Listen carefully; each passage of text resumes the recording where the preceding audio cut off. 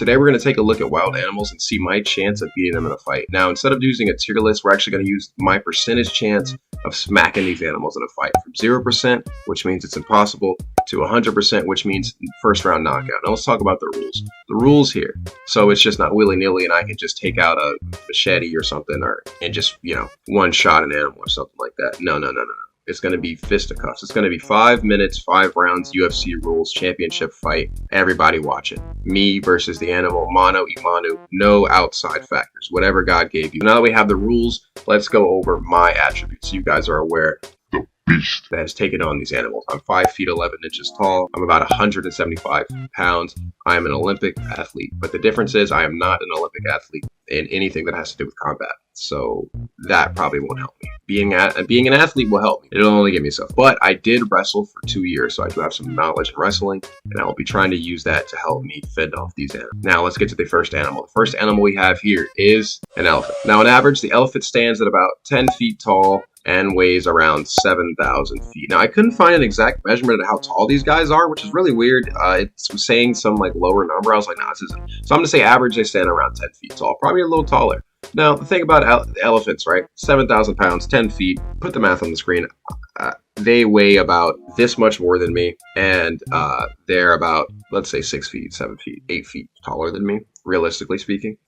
So it's not looking too good for me. But the thing about the elephant is, right, they're big, they're probably lumbering, they're probably, gassed out pretty quickly. The bigger they are, probably gas out a little easy. What I can do is I can dodge the stomps, right? The elephant's probably going to try to rain down some, would you call them high kicks for an elephant? The elephant's going to try to rain down their version of a high kick. They're going to try to step on. The thing about that is I can dodge. I'm pretty quick. And once the elephant slams down its foot, I can probably try my best to grab onto a leg and go for a knee bar. Now, the likelihood of this knee bar coming in clutch. Now, I told you guys, I have wrestling background, but do I have a jiu-jitsu background? Absolutely not. I've watched UFC for a while. Do I have any idea how to properly execute a knee bar?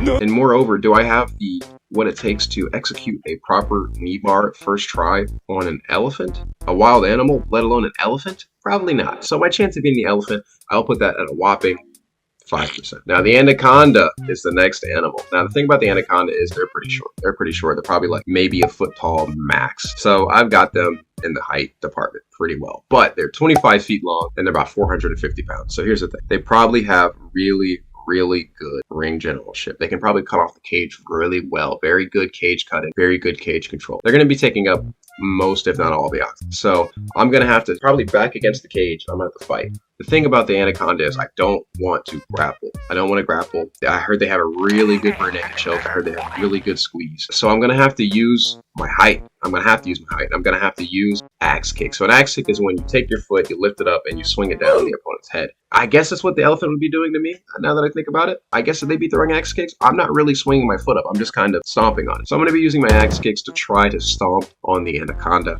Maybe I can land a good hit, disrupt their cerebellum, get their equilibrium, their tibia, their fibia, all that. Yeah, I can just step on them real good, hurt them, and maybe incapacitate the anaconda. But most likely, I'm going to try to step on it.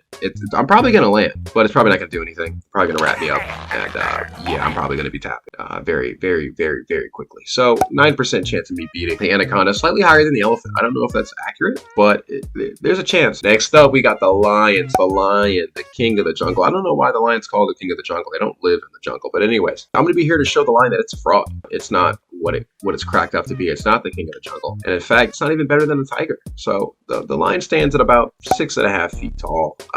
It's 410 pounds and it has claws. So it's a little taller than me, right? I'm probably looking eye to eye, maybe looking up a little bit at the lion. So here's the way I'm going to expose the elephant for being a fraud. I'm going to be looking across from it, right? I'm going to have my hands behind my back. I'm going to say this just like this. I'm going to look at him. I'm going to say, I'm happy with what Scar did to Simba. And that's going to send the lion into a rage. The lion's going to run. Every lion, I don't know if you guys know this, is common lion lore. That's hard to say. Common lion lore. Every lion knows what happened in The Lion King. And no lion of respectable nature is cool with Scar. So when I say that I approve of what Scar did to Simba, I said Simba, didn't I? When I say what I approve what Scar did to Mufasa, they're going to charge at me. When they charge at me, I'm going to time it perfect flying knee. Picture perfect. Knee's going to land under the chin. They're not going to have a choice. The knee's either going to land right under the chin or it's going to land on the side of the head. And then they're going to drop to the ground. Okay. stiff out. It's my turn! And I'm going to have to finish him off with some ground and pound. Because I don't think the ref's going to believe it. The ref's not going to believe that I just took down the lion. It's going to take a few super necessary hammer fists to knock down the lion. So I'm going to have it at an 80% chance of me beating this lion. No, actually, it's probably going to be like a 4% chance. The thing about lions are, realistically, they can just beat you by swiping at you. They can literally disembowel you just by moving their arm. So I'm going to put it at a 4% chance, maybe closer to a 1% chance. You guys let me know what you think in the comments. I don't think I'm taking on a lion and doing very well. So that's me versus the lion. Now, my favorite animal on this list, the cow. I'll explain that later. Now, the cow is standing at a whopping 5 to 6 feet tall. Now, I don't understand why animals are so tall. That's not fair. But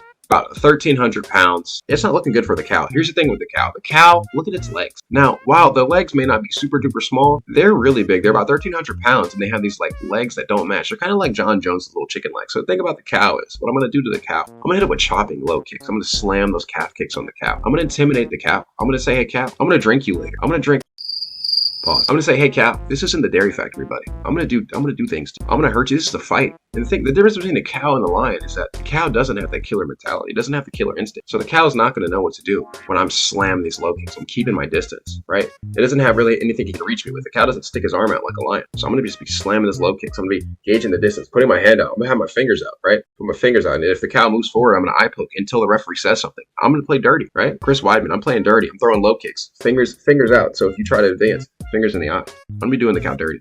Now, eventually, the cow's gonna get upset, and then the cow's gonna charge in. Now, listen, I mentioned I wrestled for 2 years. I'm gonna hit my favorite wrestling move. It's called the cow catcher. So the thing about the cow catcher is a move. So when someone shoots a takedown on you, if their arms are too wide out, right? If they're not in, when you're taught to shoot a shot, your arms are supposed to be close together. They're supposed to be close so you can just secure around the hips or wherever you're trying to grab and get the takedown. You don't want your arms to be too wide, because if your arms are too wide, that gives a little shiesty trade. Remember, 175 pounds, 5'11", wrestling experience, Olympic athlete, Olympic caliber athlete. One arm under the neck, other arm under the under your arm that was too wide. And what am I gonna do? I'm gonna run you, right? And remember, if you control someone's head, you control their body. So I'm gonna grab them, run, they're gonna fall, and they're gonna be in a pinning position. Now, unfortunately, in this position, you don't win a UFC fight just by putting them on their back like wrestling. So I'm gonna have to take that arm. I'm gonna have to put them together and put them in a triangle armbar and submit the cow. Now, realistically speaking, the cow's probably gonna be too strong, probably gonna be too big. Also, I don't think the cow's arms can really go that wide. So realistically, the cow's probably gonna run it, but it's gonna hurt. I'm gonna end up on the ground. I'll probably try and get back up, and then it'll probably maybe land a knee or something while I'm trying to get up, and probably KO me, step on me, do what it has to do. So my possibility of beating the cow is probably at like a 30%. Y'all let me know if that's too high. 30% beating the cow. Let me know what you guys think. This is so stupid. This is my first time doing something like this. I took an inspiration from Lucas Tracy. I thought it was a beautiful video idea. I thought I'd get my own spin on it. Let me know if you guys want to see a part 2. Appreciate you guys for watching.